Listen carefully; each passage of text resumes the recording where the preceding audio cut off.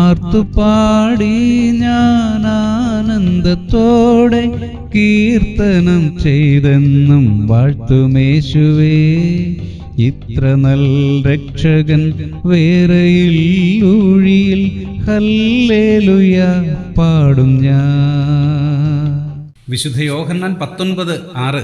മഹാപുരോഹിതന്മാരും ചേവകരും യേശുവിനെ കണ്ടപ്പോൾ ക്രൂശിക്ക ക്രൂശിക്ക എന്ന് ആർത്തു വിളിച്ചു. തൻ്റെ അരികിൽ വിസ്താരത്തിനായി കൊണ്ടുവന്ന യേശു എന്ന പുരുഷൻ പൂർണ്ണമായും നിരപരാധി എന്ന് പിലാത്തോസിന് നിശ്ചയമായിരുന്നു. പക്ഷേ അദ്ദേഹം യേശുവിനെ ക്രൂര പീഡനങ്ങൾക്കായി പടയാളികളുടെ കരങ്ങളിൽ ഏൽപ്പിച്ചു.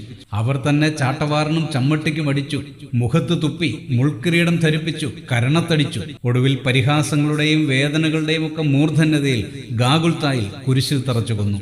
പ്രിയരെ, അതിവേദനയേറ്റ് നമുക്ക് വേണ്ടി കുരിശിൽ പിടഞ്ഞു മരിച്ച് 3-ാം ദിവസം ഉയർത്തെഴുന്നേറ്റ് ജീവിക്കുന്ന നല്ല നാഥനിലൂടെ ആരാധിക്കാൻ നമുക്ക് പിതാവിനെ ഈ നല്ല സുദിനത്തിൽ.